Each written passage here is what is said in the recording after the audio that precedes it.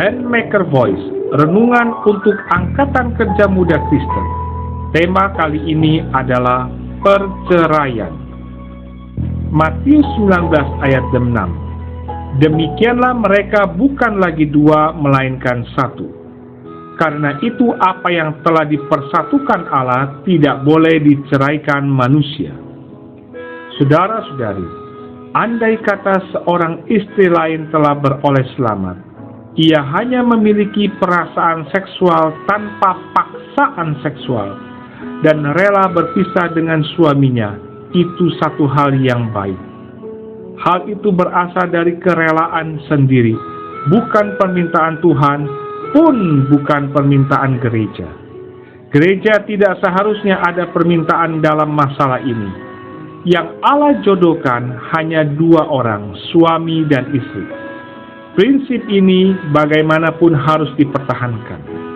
Karena itu jelas sekali, jika seseorang memiliki istri lain, kesengsaraan badaninya akan lebih banyak daripada ia beristri satu, dan penanggulangan pun akan bertambah-tambah.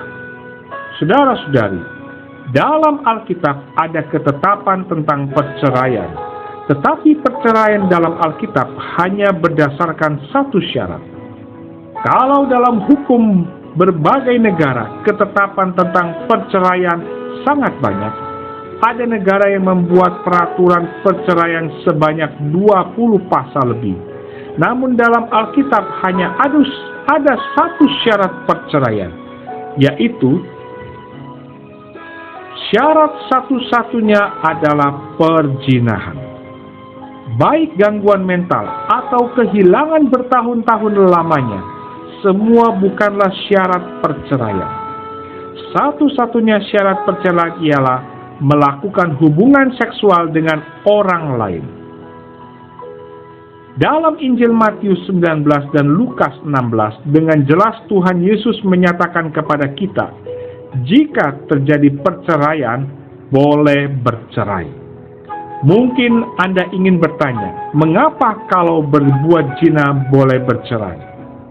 Karena yang telah dipersatukan Allah tidak boleh diceraikan manusia. Dengan kata lain, suami dan istri dalam pandangan Allah adalah satu adanya. Perceraian yang manapun, semua berarti merusak kesatuan itu. Apakah berzina itu? Berzina berarti merusak kesatuan itu.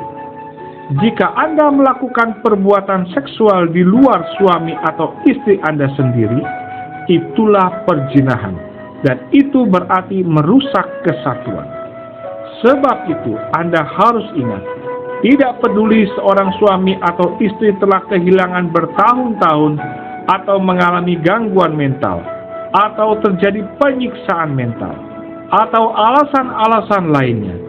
Jika sang suami atau sang istri berpisah dan kawin dengan orang lain, itu berarti merusak kesatuan, dan itulah perzinahan.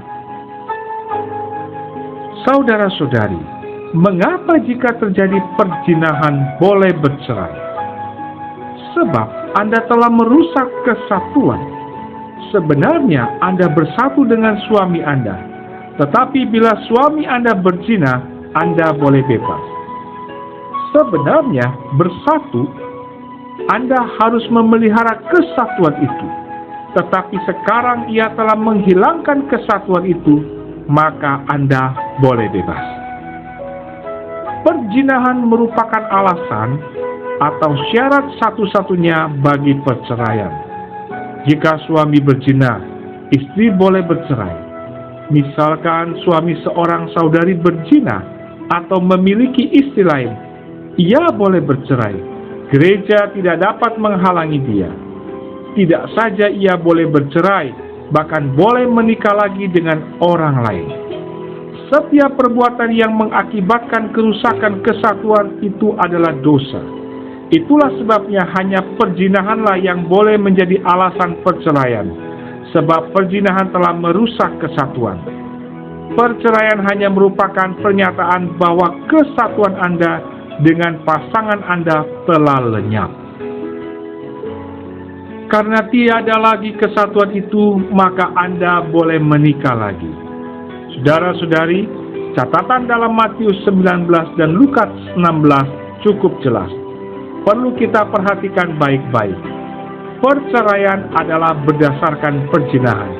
Perzinahan berarti merusak kesatuan yang semula. Karena suami dan istri tidak lagi satu, melainkan dua, maka perceraian itu diperbolehkan. Mengapa boleh bercerai? Karena kesatuan telah lenyap.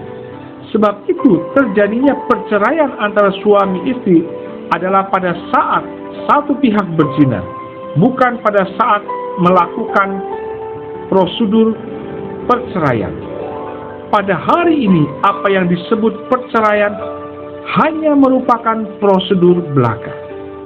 Kalau eksistensi pernikahan adalah pengumuman atas eksistensi kesatuan itu, maka perceraian adalah pernyataan lenyapnya eksistensi kesatuan itu. Itulah sebabnya jika terjadi perzinahan, boleh bercerai.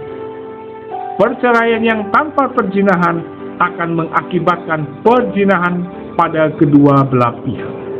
Misalnya, tidak terjadi perzinahan di antara suami dan istri, tetapi karena tidak rukun, tidak cocok, lalu bercerai, dan kemudian masing-masing menikah lagi dengan orang lain. Itu berarti perzinahan, sebab kesatuan itu masih ada. Jadi, hanya jika kesatuan itu lenyap, baru boleh bercerai.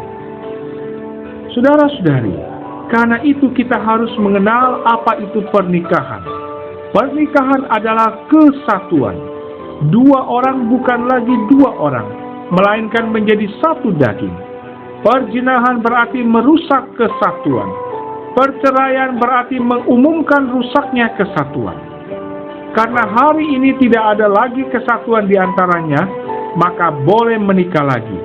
Kalau kesatuan itu masih utuh, bagaimanapun hebatnya saling bertengkar dan tidak akur, tidak boleh bercerai. Menurut pandangan orang dunia atau hukum dunia, boleh bercerai. Namun menurut pandangan Allah, tidak boleh bercerai.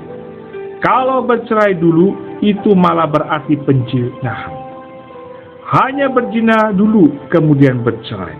Itu baru diperbolehkan. Saudara-saudari, kita harus nampak bahwa yang dipersatukan Allah tidak boleh diceraikan manusia. Kalau telah dipersatukan, jangan sekali-kali bercerai. Ini adalah perkara yang tidak mungkin. Demikianlah renungan kita kali ini. Tuhan Yesus memberkati. Amin.